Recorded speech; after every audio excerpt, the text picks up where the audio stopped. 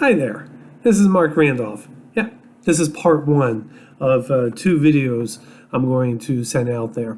It is very important, especially in today's market, what's going on, to be up to date as a real estate agent, as a loan officer, what's going on in the market, what's happening in the housing market, what can we do as loan officers and real estate agents in this volatile market.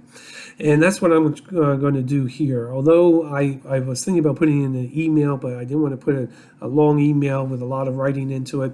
I didn't want to put it on my Facebook page, Realtor Advice on the House, although you will see a lot of the postings, a lot of things I've done in the last few days if you do go there.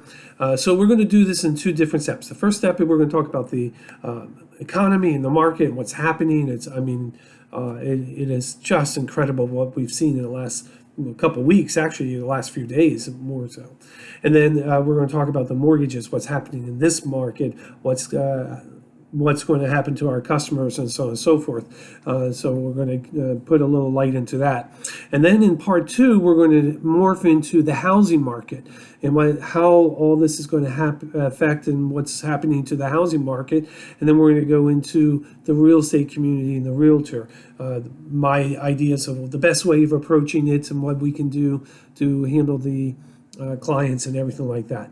So here we go. Let's start off by talking about the market. I don't think I'm going to surprise anybody by saying, oh my God, look at the stock market, look at the gold, look at the mortgage market, look at everything that's going on, and you'll see a huge volatility, especially a downward movement in all the stock markets across the board, where they've lost thousands and thousands of points. And you've seen the news, and I've seen the news where it went down 2,000 points and then went back up 1,000 points. I mean, huge fluctuations and movement in all the markets.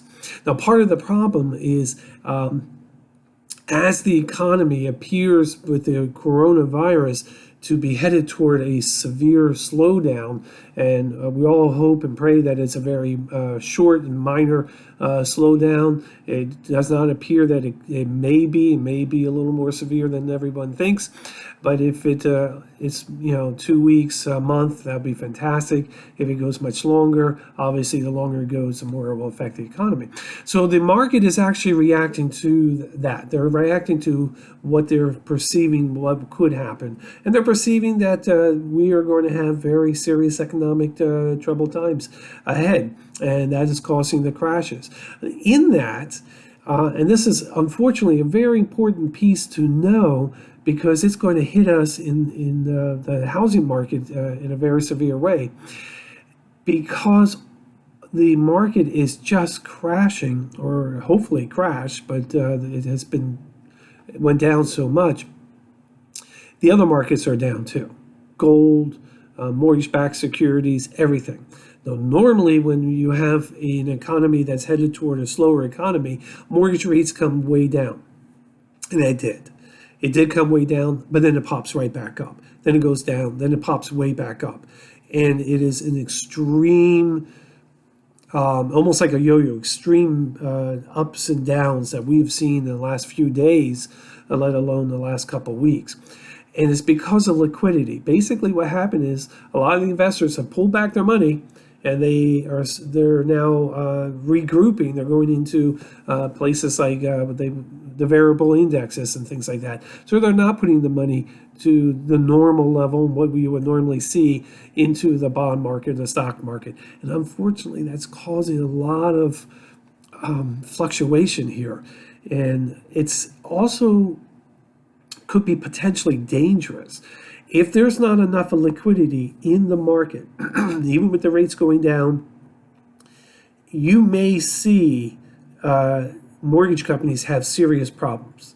We've seen this in 2008, where mortgage companies crashed and banks and mortgage companies actually closed their doors. In a similar fashion today, it could happen. It hasn't happened at this point. I hope it doesn't happen, but we have to be realistic that this may actually occur, and it's the liquidity problem. And you've heard all about the credit crisis and liquidity problems back in 2008. These terms and these concepts are right back where we were 12 years ago. The mortgages, there are so many different things that are going into the mortgages that we have to really understand and guide our clients. Let me give you a few examples. I remember back in the early 90s when I first started in the mortgage business, we were in a recession, and a lot of companies like DuPont and others were laying off thousands at a time. And I remember one customer was working for a Scott Paper Company. It just sticks in my head because I remember I had to deal with that situation.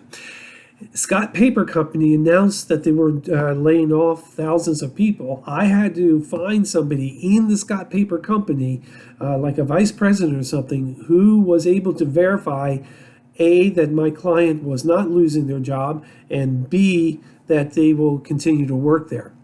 We're almost at that level.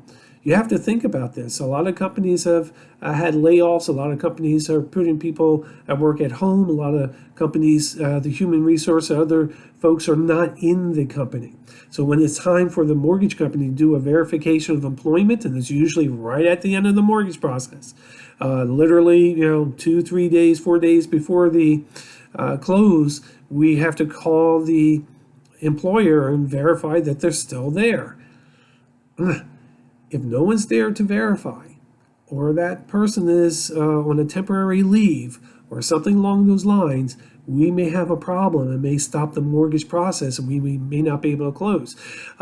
Right now, Fannie Mae and Freddie Mac and FHA has not given any leeway with this. They are saying, no, this has to happen. We have to have it verified.